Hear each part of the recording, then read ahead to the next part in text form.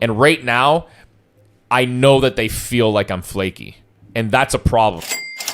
There's a couple buildings in Kentucky that we're going after, and one is $4 million, another one is $8 million, and although we funded the $8 million deal with North Miami, like pretty, I wouldn't say easily, but it went pretty well. Yeah.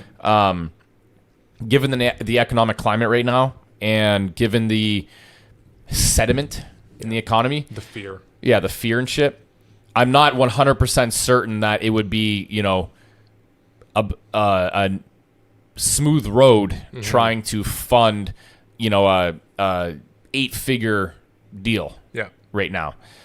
Not to say that we couldn't do it, but something that I've worked out for myself is, unless I can fund half of it myself, like boom, no problem. Because typically what we see is with soft commitments, about 50% of those soft commitments come through. Yeah. Right. And it's been a long time since we've actually gone through the soft commitment. I think we should actually start mining them again. Reaching out, do some like reach out. But we've got about $6 million in soft commitments. Yeah. This is probably going back to May. Yeah. So it's been June. a while. It's been a while.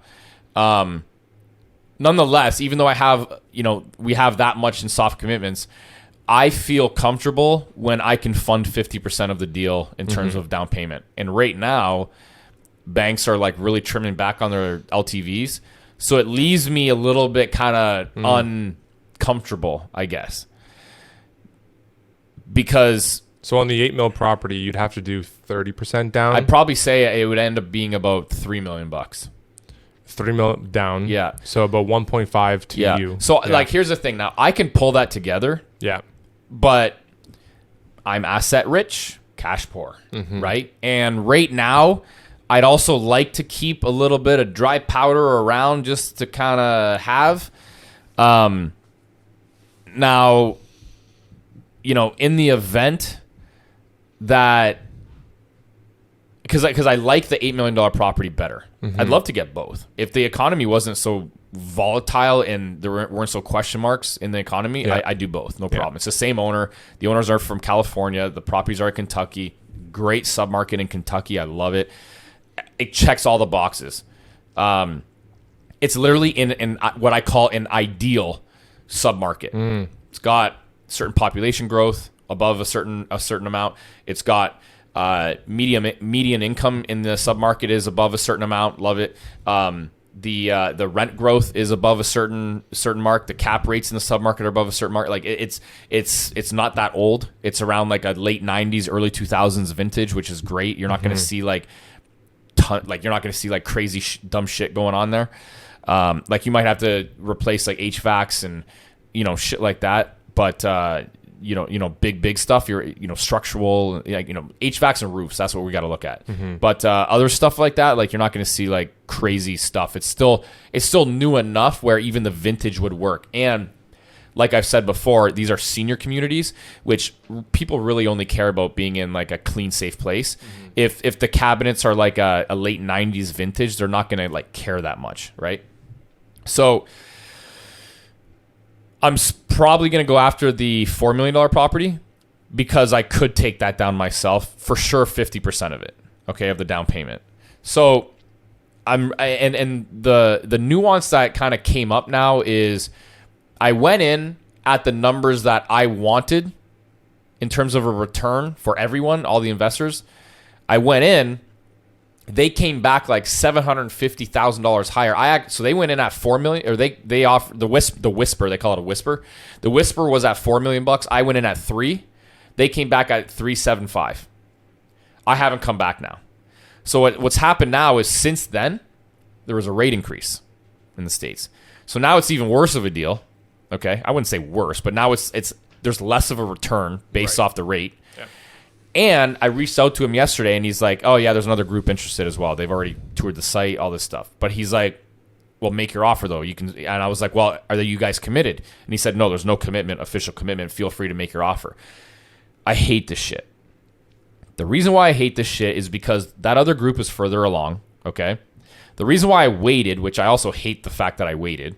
The reason why I did wait it was because I wanted to see what the market was going to do. Okay. Well, lo and behold, the rate increase came, and now we're here. There's another group involved. What tends to happen when this happens, I'm going to submit an offer, and guess what he's going to do?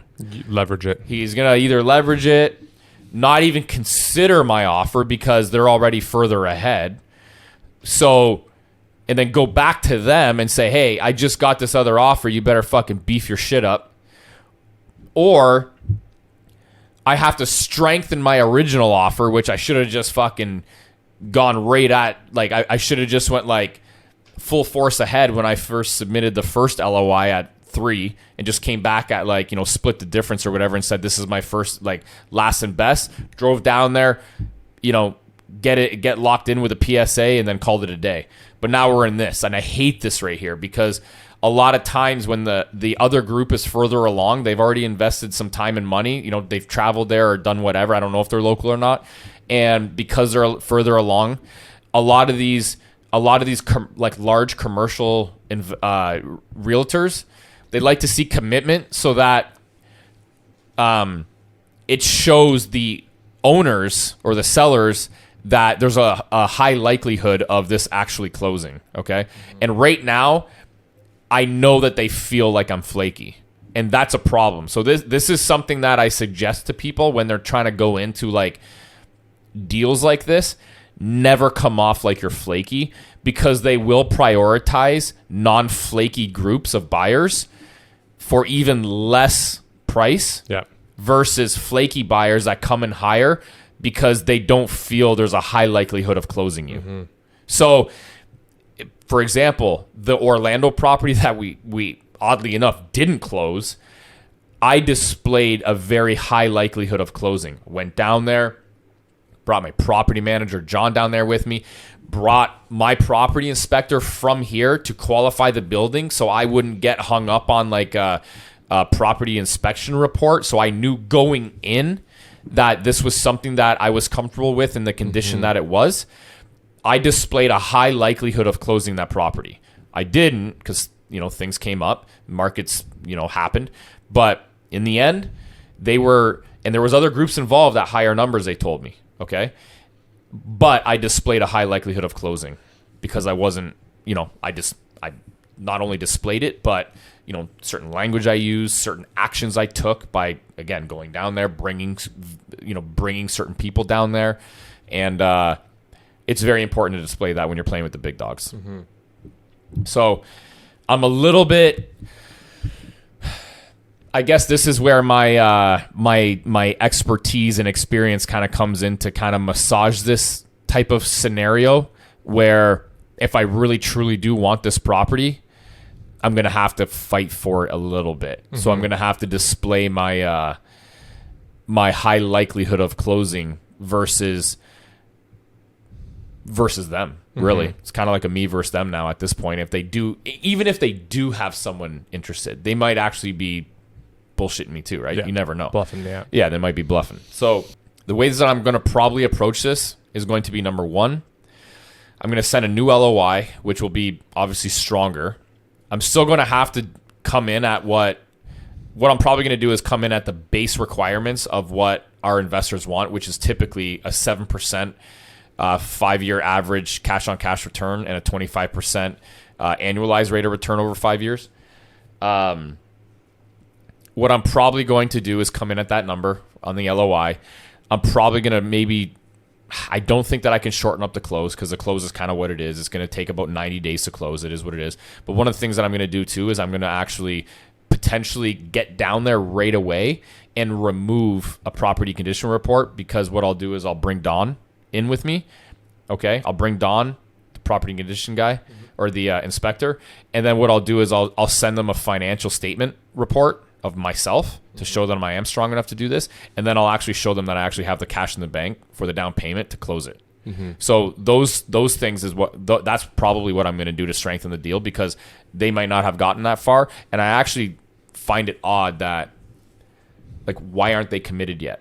I find it actually odd. Like, do they not have their ducks in a row? Are they still looking for financing? If I can show them that I'm actually strong enough to close it myself, which I could pull those numbers together. It's not a problem. Yeah. If I can show them that I'm strong enough to close it myself, and I'm not waiting for like say financing or which not to say that I wouldn't put a financing condition in it. I would show them is I have the down payment at say a 65-35 LTV, which is probably what it's going to come in at. Which right banks now. will do all day long. Yeah. So which is what they're probably going to require because I'm going to be restricted by the debt service coverage ratio at this point in the economy. So I'm going to show them that I actually have the available cash sitting there ready to be deployed to close this property. And then I'm going to show them, and then I'll actually probably even pool together the reviews from the other properties from Canton and North Miami from the realtors that I worked with and show them how diligent I was at closing those properties.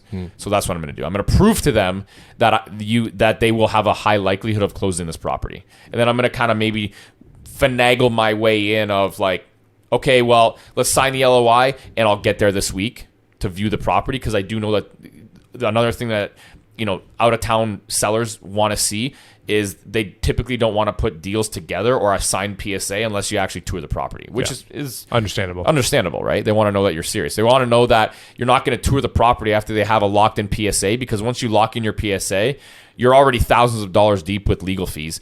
They don't want to get down that road with you.